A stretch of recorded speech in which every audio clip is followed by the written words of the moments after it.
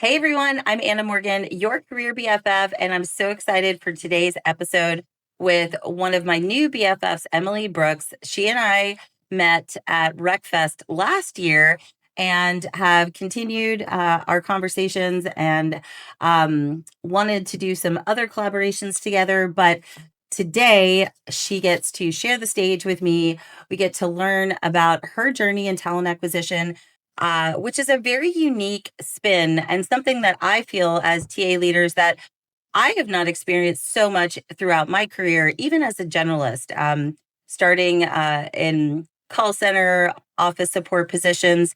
And Emily does very unique recruiting, and I'm excited to pull back the curtain and welcome her today to tell us a little bit about her career journey and some of the unique opportunities and challenges that she faces in today's market in this wonderful world of work that we have an opportunity to serve these days. So, welcome, Emily. Hey Anna, thank you so much. I'm so excited to be part of Career BFF. Yay! Yay! Well, you are an ultimate career BFF, as I say, and we just immediately connected. Obviously, thank you to my cute little dog Lily. But it was really the conversations between wow, you do a little bit of sales, you do a little bit of logistics, and a little bit of heavy equipment recruiting, right? So, why don't you do a little intro of Emily Brooks? Yes, yeah. So, goodness, what do I do? What don't I do? Cur- Currently, I'm the talent acquisition manager for Mid Atlantic Truck and Equipment. So we are a heavy equipment dealer. We sell and service vocational vehicles, such as about anything you're going to see out in your communities, and then everything it takes to run a business like that. So I hire for everything from accounting to delivery drivers to execs, as well as our biggest challenge and the majority of what we hire for are diesel technicians. So Ah, yes, yeah, and that was a shared spark that you and I had yes, because I one of the reasons I absolutely love being a fractional talent leader is that I get to work with a variety of industries. And in my episode with Jamie Leonard coming up to RecFest, he said something so beautiful about recruiting. And he said, Anna, we truly do save lives. And I was like, I mean, we impact lives. But he said, Anna, that baby might not have been born if a recruiter had not helped find that midwife, or the yeah. pilot may not be flying that plane if we hadn't matched that pilot up with that airline. So, that definitely helped shift things for me. And then what you do with Mid Atlantic is such a variety of different positions, but those vocational vehicles to trying to find the diesel technicians that fix those vocational vehicles, which could be a public transportation bus to a street cleaner, right? What Yep, are some yep. other examples? Yeah, so we sell and service well, we service everything we sell. So, garbage trucks, street Okay. sweepers, sewer jetters, bucket trucks, service cranes. And then we Wow. also service anything our competitors have and just about anything else our customers need us to. So it's not uncommon, even though we sell and got our start in solid waste. It's not uncommon to walk into one of the shops and see a dump truck next to a school bus, next to a garbage truck. So it's we try to be a one-stop shop for our customers. Oh, Yeah. that's amazing. And you know, when you think of the world of work, so many people think of the high-rise building and Right. the fancy suits, and it's like, these are the industries and spaces that, kind of make the world go around and keep our, cities clean and all the things. And it's not glamorous, but there is a recruiter behind the screen that's making that phone call saying, I'm recruiting for a trash truck, driver, or Yeah. a pickup person or Great. anything like that. And then the nuances, especially that go with that for diesel techs, which I had a very steep learning curve getting into. I mean, the demand is very high and the Yes. supply is very low. And Yep. it's kind of like it's a underground culture too with diesel techs. They a lot of them know each other, and so Mhm. they'll grab each other and go from like one organization to another. So in my sourcing, it's like if you were able to get someone that you really connected with and being able to ask for additional referrals, I Oh mean, yeah. before you know it, if you knocked it out of the park, you could have a nice pipeline of potential diesel techs. But there are a lot of at least I experienced some challenges that come with that. But I'm curious, how you fine tune like just having success doing diesel mechanics, because that is an art in itself. Yeah, yeah. And it's funny you mentioned, that steep learning curve. Before this, I hired for like dispatchers and sales. So coming into the diesel tech world, like you said, it is very different. It Hmm. is very much a boots on the ground handshake business and industry. Yes. And like you said, it's all about relationship building and the challenges we see right now. The demand is skyrocket. It's so high, but there has been a very large skill gap, Mhm. especially in the past 10, 15 years. You need a 4-year degree, you've got to go to Right. college, all this, and they were pushed away from trades, which is why we're seeing such A huge I, trade you know boom. exactly. Well, I So don't know. I take that back. I don't know if we're in a trade boom, but my spidey senses from a similar experience that everyone thought, oh, I need to go get the 4-year degree. And candidly, I feel like the value of the degree is going down because we have access to learn things so easily. And a diesel tech makes great money, oh my like, gosh. yeah. Yeah, yeah. And so, I talked to a lot of these early career kids coming out with their political science degrees. And then I talked to a diesel tech right out of high school. And there's significant opportunity there for those that explore the trades for sure. Yeah, absolutely. And that's one thing that I'm really passionate about and doing more of is participating almost at the high school level. You want that quick return on your investment and your time, right? You want to get a hire out of your event that you go to, but we really need to be able to invest back in this industry and encourage students and people that are wondering what's out there for me, what do I even want to do, and to Right. reconsider you don't have to go to college. If that's your plan, that's your path, by all means, Yes. Yeah. let's support that. But that's not the only thing out there. And these are jobs that do need to be done. Hmm. It does take a lot of skill and drive and hard work and dedication.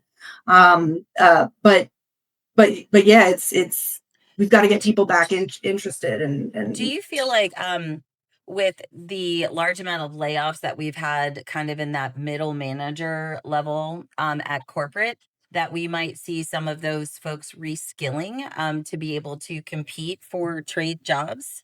Yeah, I think so, and I've seen it even in my personal life. I know somebody that recently got into automotive mechanics from a different industry because he's like, this Okay. isn't working anymore. So, Yeah. we see it.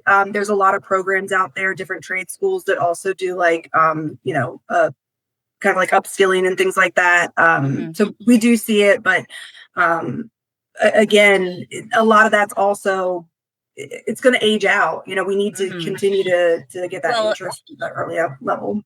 and the other thing on whether it's a diesel mechanic or any trade kind of labor focus, the other thing I ran into is where I would speak with um older, tradesmen and women, they were like, I can only do this for a certain amount of time longer because it's hard on my body. You're Yeah, you're crawling in an engine or trying to yeah, uh, you know, reach something. I mean, that can be tough on you.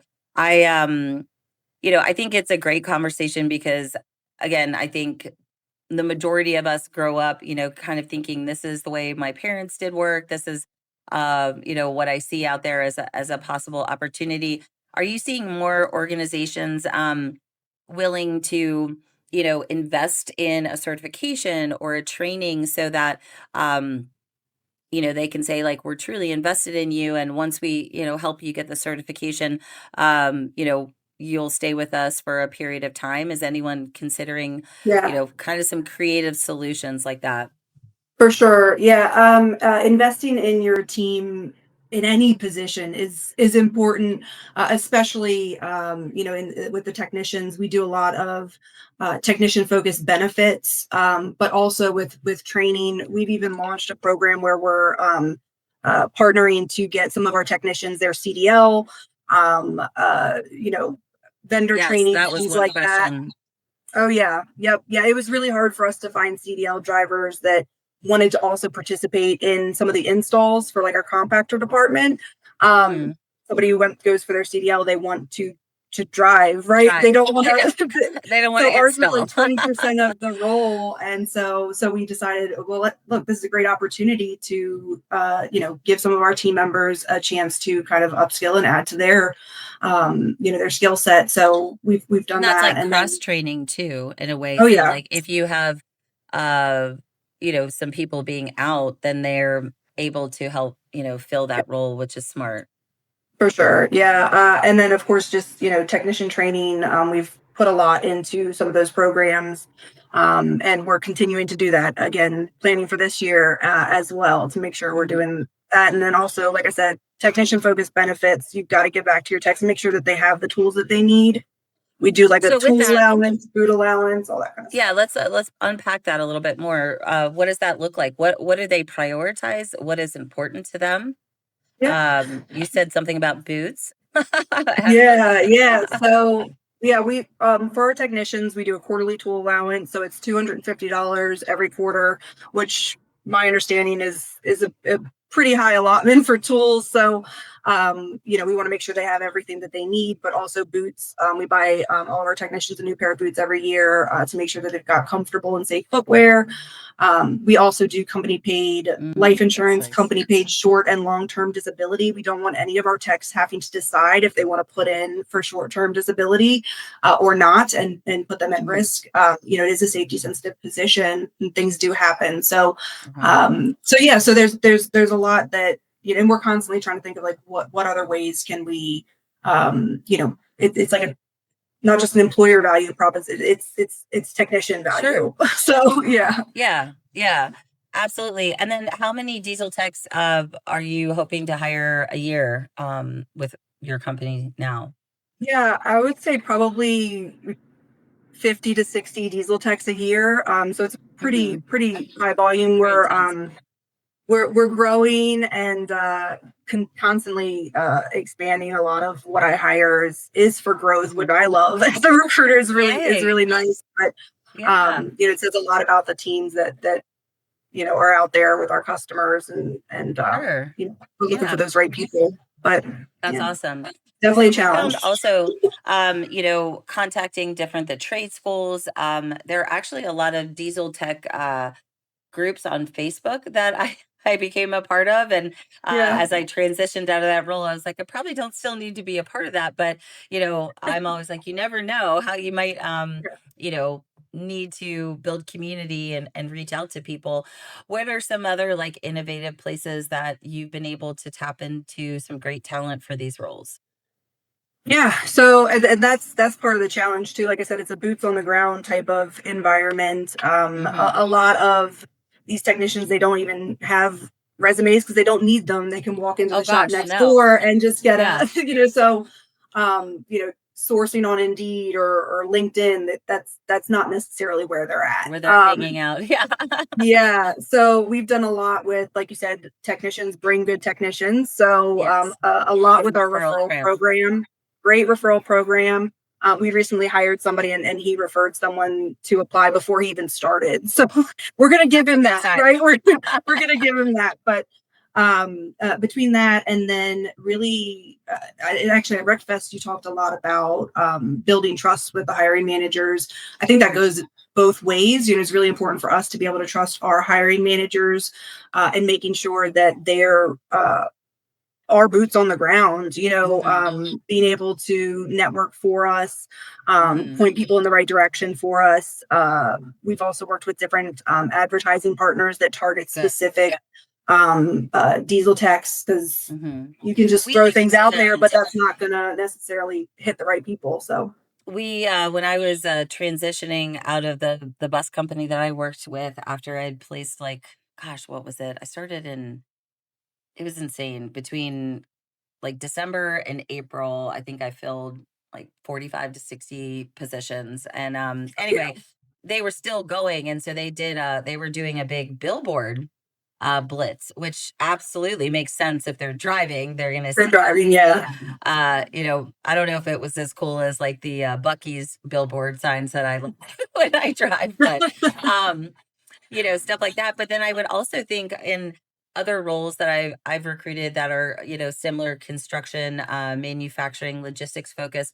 I wasn't afraid to walk on a job site and talk to a superintendent, and Yep. ask a couple of questions and, you know, connect some eyeballs, be like, who's unhappy? Come talk to me Yep. over in my truck or something like that. Exactly. Um, Now, I mean, I hate this. I think, maybe it's my narrow view come from corporate, but a lot of times the trades are associated with folks that have had, some unfortunate situations in their lives. So uh I've worked for employers that are open to hiring folks that have a little bit of a sorted background, and might have to look at individual cases and see that, a DUI or an offense was so many years ago, and that, Right. there hasn't been any criminal activity since. I know that's a sensitive topic, but is that something that you find yourself kind of navigating as well? Absolutely. Yeah. Life happens, right? And Yeah. it's tough out there right now. Things Right. happen.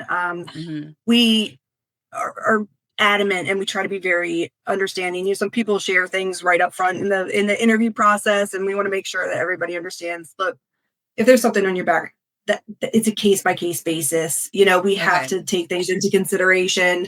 Whether it's a DUI or something a little bit more I've intense that's seen in the past. I domestic mean, abuse. I've seen there's stealing, yeah, a yep.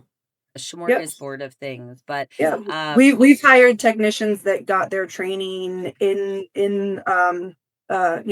prison. So mhm, it's there's a lot of you know, like I said, life happens, and you have to be understanding about that and not write people off mhm. just because something happened. And they've Right. made such a huge effort to change their life, and they nothing's gone on for 4 years. Right. Yeah. People can. Well, and that's also going back to trust, and also, the talent and HR teams working closely with your direct hiring managers to ensure that, there's alignment from the first conversation to onboarding, right? And that they are also set for success, and they have the tools, whether they're leadership training, EQ skills, an understanding if someone comes to them with a problem or a challenge, like Right. I talk about my journey in recovery and encourage employers to consider additional resources, and I speak about my recovery in service of just trying to break the stigma. And also, I am oftentimes that first person where someone has to find the courage and the humility to share their story. And for anyone listening, whether you're a corporate employee or in this kind of trade environment, and I'd be interested in your perspective, Emily. For me, once there's some rapport built and I explain kind of what you can expect through this process, I really appreciate when a candidate says, Anna, this has been great. I really understand where we're going. In the spirit of transparency, you know, so we don't waste each other's time, I just want you to know that this is kind of part of my story. And, from what you've said, I understand this may not be a challenge right now, but I want to share that with you now in service of, just helping us both get through to the finish line. Yeah. Yeah, absolutely. I always appreciate that transparency. And, and speaking of recovery, I'm 5 years sober myself. Woo! And yeah, Thank you for uh, sharing. yeah, of course. I mean, recover loudly, right? That saves. I had tons of people come to me and say that Yeah, say me speaking up has inspired them, and that's oh, more than I that's can. another podcast episode. Yeah, totally, totally. But yeah, when it comes to people come to us being transparent about their backgrounds or some challenges, you have to be understanding, and if we're writing everybody off at a baseline, that we're never going to get anywhere. And a lot of this is not only having conversations from as a person to a person, but also Yeah. understanding the challenges that being a person it comes with. So, like I said, case by case basis. If it Just doesn't being affect the human. ability to do the job, then Yeah. we're gonna have a conversation. So, yeah. Absolutely. Absolutely. One of the experiences that I had through the process, kind of recruiting similar roles, is that the company had never had a recruiting team or a recruiter or a recruiting process. So, in addition to just trying to like pull out the information and create a job description, um, there was a lot of like managing up in expectations and boundary settings on here are some best practices in this situation because the demand is so high and the supply is so low. Yes. We want to focus on relationship building and pipelining and curiosity and not like interrogating these Right. men and women because we're going to scare them off, right? So For even just sure. like little nuances like that, because whether they however they got the job, in this space is oftentimes through, their buddy or their sister's Right. brother who worked at the same company. um are you and your team, charged with some of that education and Oh yeah. training for those hiring managers? Yes. Yeah. Yeah. So, like you said, you came into a company that didn't have much of a process, and I'm there was a process here, but the person who hired me to take over his role, he became a branch manager. I was Okay. like, so what's the hiring process? He's like, it's a bit of the Wild West. I was like, great, let's rein that in a Just little bit. So, learning. yeah. So yeah, so over time, I've had to do a lot of. I mean, first off, a lot of our branches are autonomous.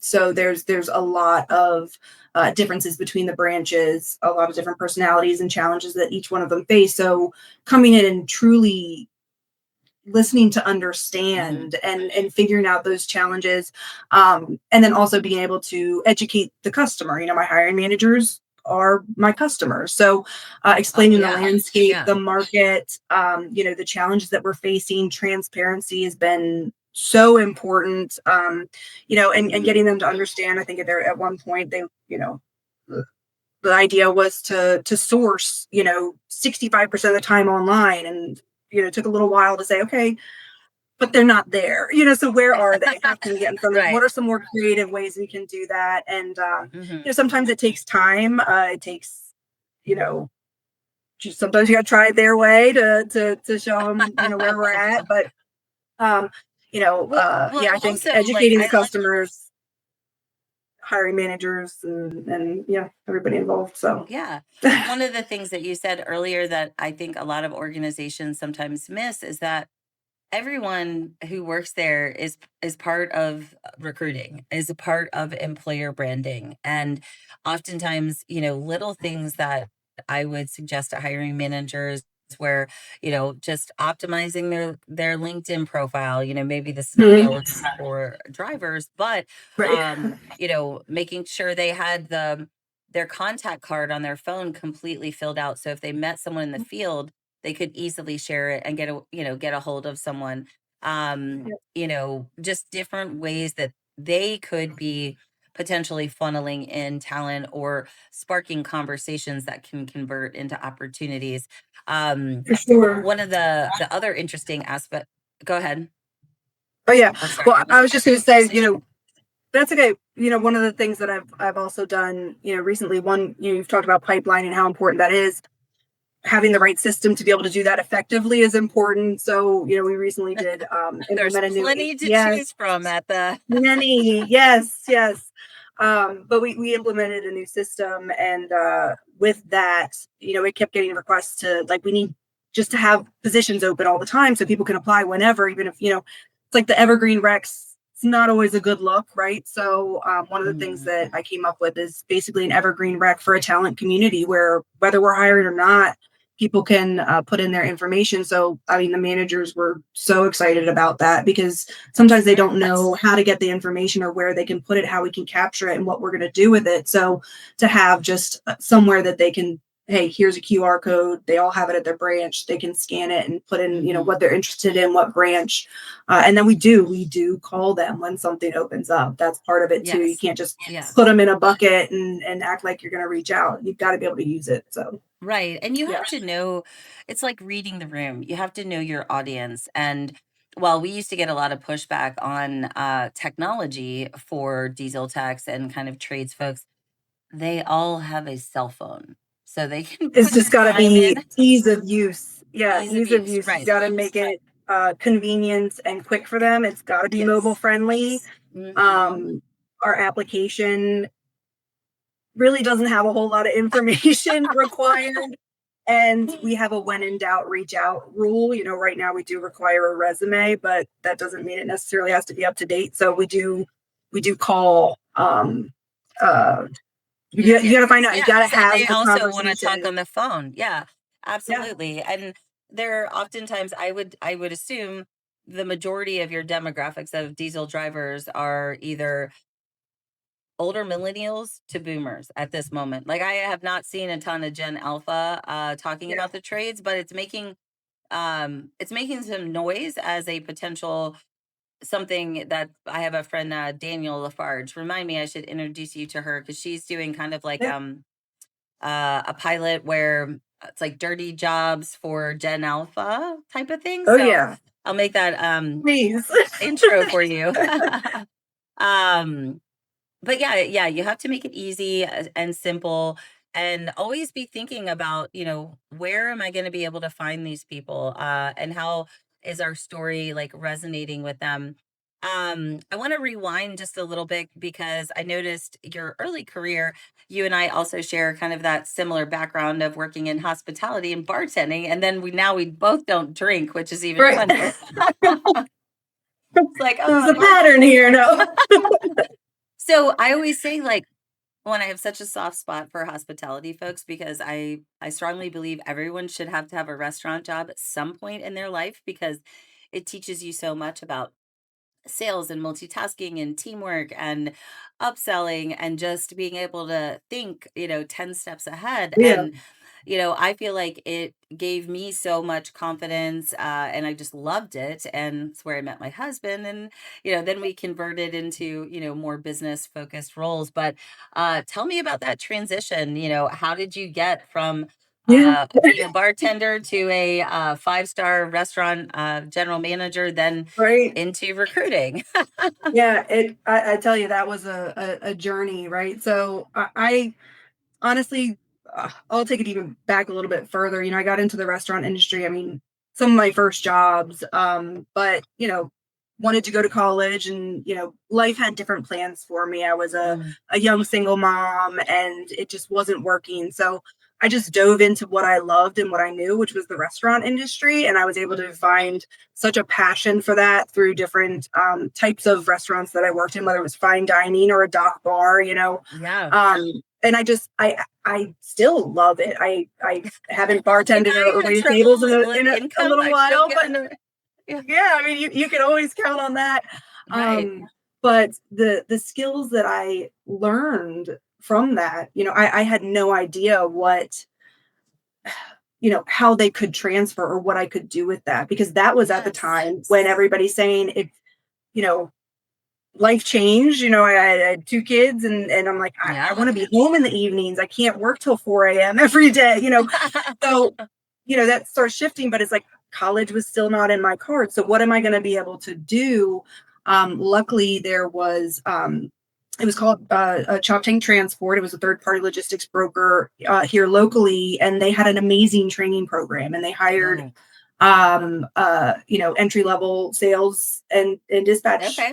Yeah. So somebody told me to apply. I gave it a shot, and I actually got hired for sales, inside sales. And I was like, Well, me? Like, what do you mean? Like, I had no idea. So from that, had a lot of success, and I got recruited by their recruiting team.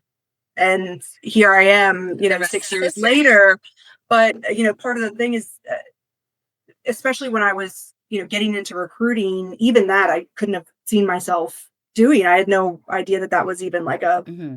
a real job, right? Like people just do that like full time. but now I can't imagine anything else.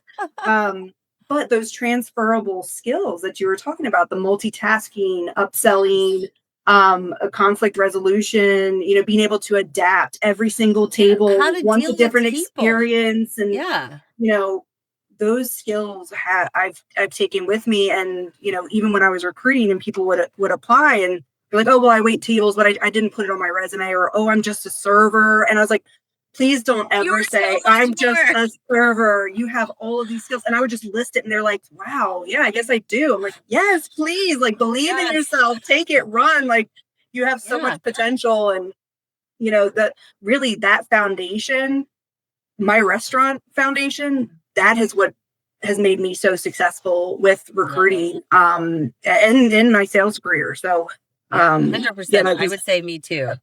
yep, yep, that's a great transfer of skills, It which I is, it love. is, and, anybody listening, if you've been in hospitality and you can't figure out what to put on your resume, like, set up Yep, a call.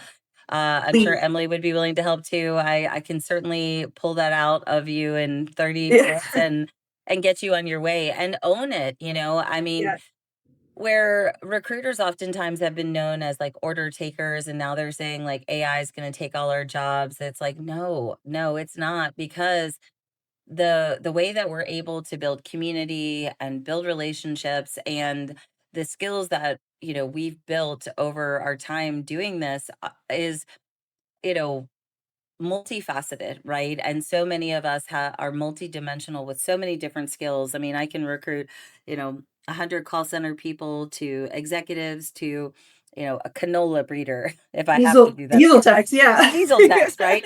Um, and those use all like different parts of your brain, but so much of that for me, and like you're saying, came from learning how to interact with people and how to move in that space and the quick decisions that you have to make where should I recommend the Kendall Jackson or Right, the Sonoma, or he looks like a lobster and steak yeah, person over a vegan salad or something like that. right, yeah, um so there is so much there, and I can't tell you how many people I've recruited out of restaurants to do inside sales, for like oh one my of my gosh, yes. bigger clients that does manufacturing related roles. They need, someone who knows how to talk to the customer, but has the intelligence to be able to learn, technical drawings and specifications, but also has that rapport building, human element. And so many of those people end up going on to being like a sales engineer, right? They Mhm. become the SME for that particular product that they may rep. And I love that yours kind of took a right hand turn into recruiting. And Yeah, now you get to share that brilliance with your organization and teams. So yes. super, super exciting. And so how many people do you have on your team right now? What are some of the hot roles that you're working? We can get the word out and see if we can um, Right. support you in knocking out some of those positions. Yes, yeah. So our we're a team of two in Okay. talent here. Yep. So it's me and my corporate recruiter Jasmine. Okay. And of course we've got our HR team here as well, but we handle all the positions for the company, all 8 Okay. locations. We are diesel techs always. If you know a great diesel Always. tech, please send them my way. All right. Why don't you drop We're your also, email? yes, yeah, I will. But we also, we're looking for service writers. We got our service writers. Okay. Right now, our accounting team is full, which I Yay. love. But like I said, we do have a talent community, so Awesome. check us If out.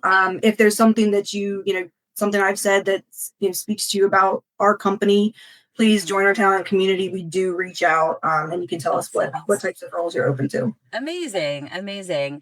And, for any job seekers in the space, whether they're talent, recruitment, sourcing, people leadership, or other, any points of wisdom or insights that, you want to remind them to keep top of mind as they're going through the job search, which for so many just feels so heavy right now.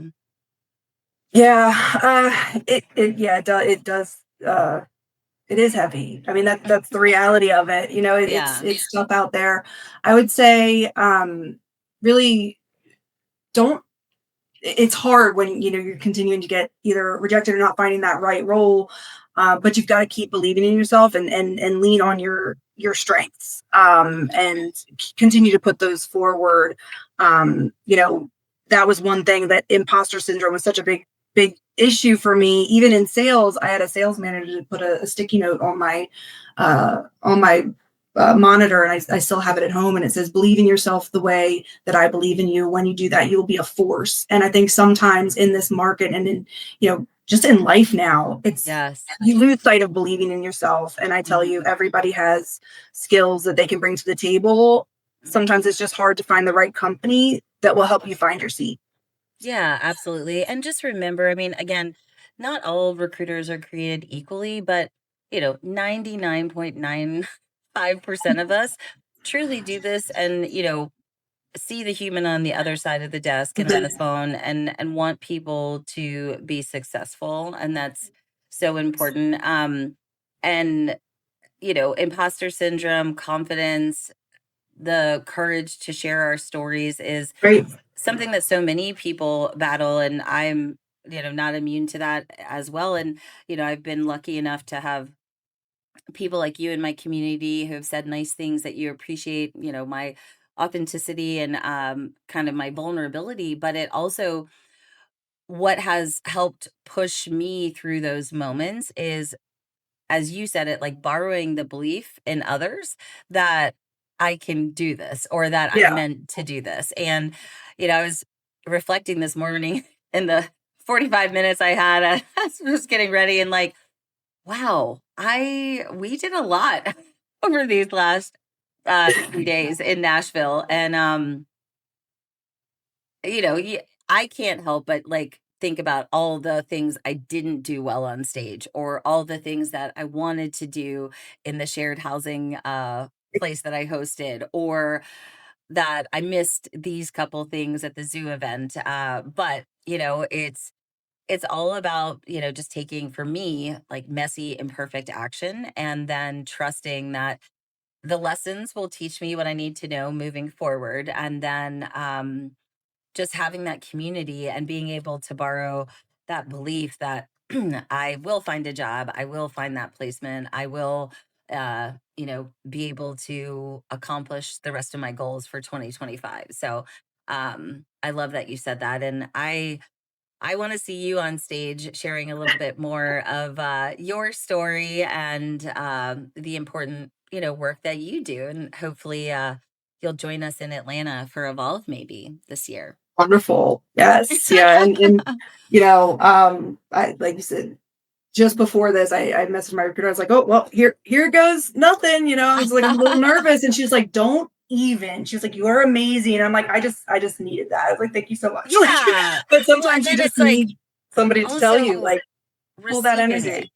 Yeah, Hmm. receiving it. That is also a huge thing that I've had to work on. And, you know, I'm not going to say, Emily, I want you on my stage just to make you feel good. I want you on my stage so that my community has an opportunity to learn from your story and your brilliance, and the work that you're doing. And that's why I've loved this conversation to talk about diesel techs and the vocational vehicle and Great. you know big tough industry positions that you recruit for, because again, I think so many of us think about, those mainstream jobs. And when I think of the world of work and what's changing, I still don't think the robots are going to be doing all of that kind of stuff in the Definitely future. not. And, Yeah. and and the people that are doing that do not want to talk to the robots either.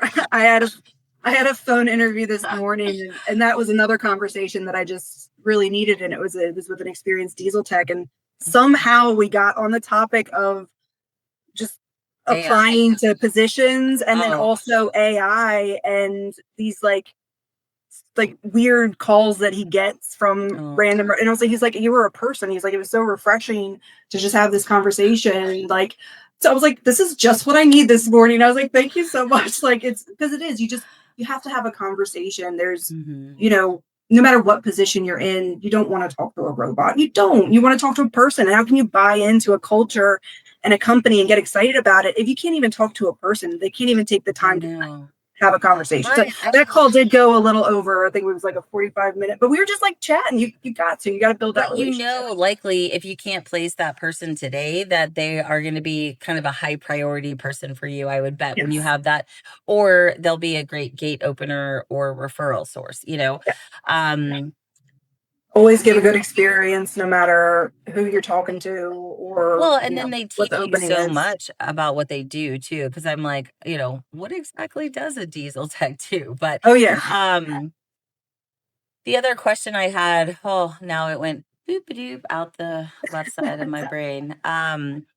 We were talking about diesel techs. Oh, well, all the tech that's available. And it's like, as a recruiter, I wouldn't apply to a role that I didn't speak to a human for 3 rounds. I don't know, I'm a prima donna in that regard. It's like I'm a old Gen X, and it's like, again, time is money. I To don't say want to that's a spend prima donna, I think that's just a general understanding. Like we're in the business to work with people and make an impact people. with people, and that's So why are I'm sorry, companies putting all I'm not gonna this? even answer that. Like I'm Yeah, not I even mean, gonna but answer that call.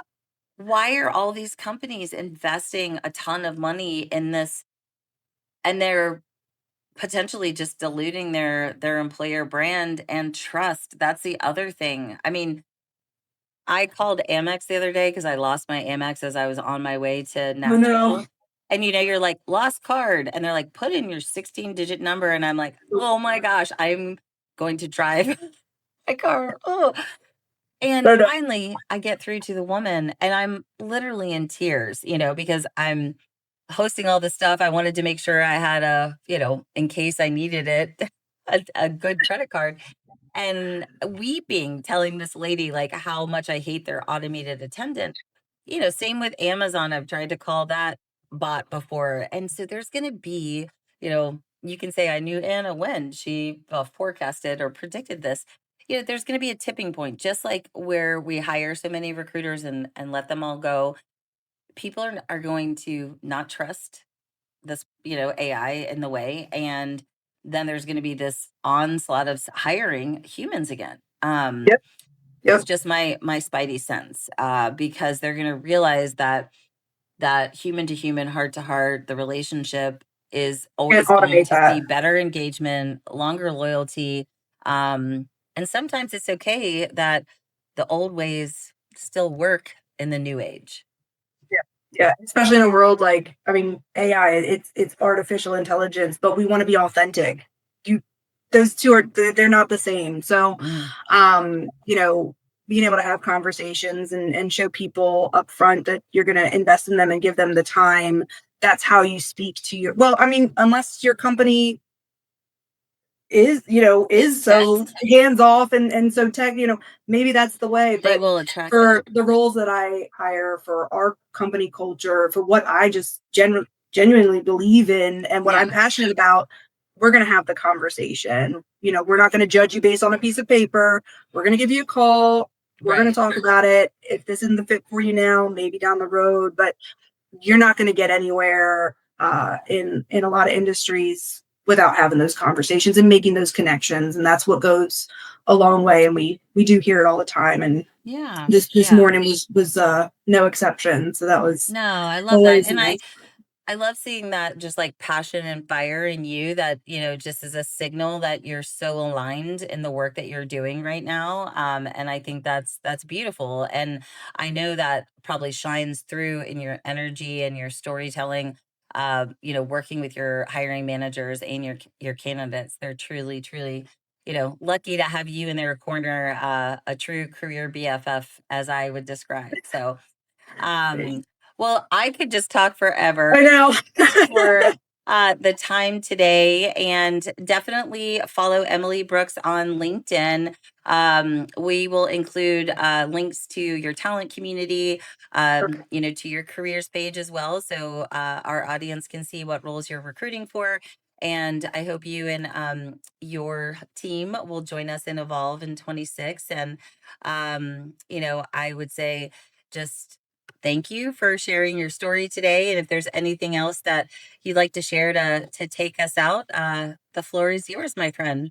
I would just say thank you so much for inviting me to join this podcast, and again with Breakfast speaking so wonderfully and inspiring me to have the confidence to come up here. We were just talking about that, but being able to pull Yeah. that from you, I'm excited. I love what I do in the industry, and I'm excited to see where everything goes. So, Yeah. yes, please, if anybody has any questions, want resume Yes. help, like, please reach out any way that I can help you guys. Yes. Let's make it We have a happen. huge We're here to work community. together. Yeah, absolutely. Well, thank you for being a career BFF. Thank you for joining the Your Career BFF podcast. And we look forward to more great conversations and hopefully shining a light on you on another stage, not virtual, in the very near future. All right, Thanks, everyone. Have a Anna. wonderful day. We'll talk soon.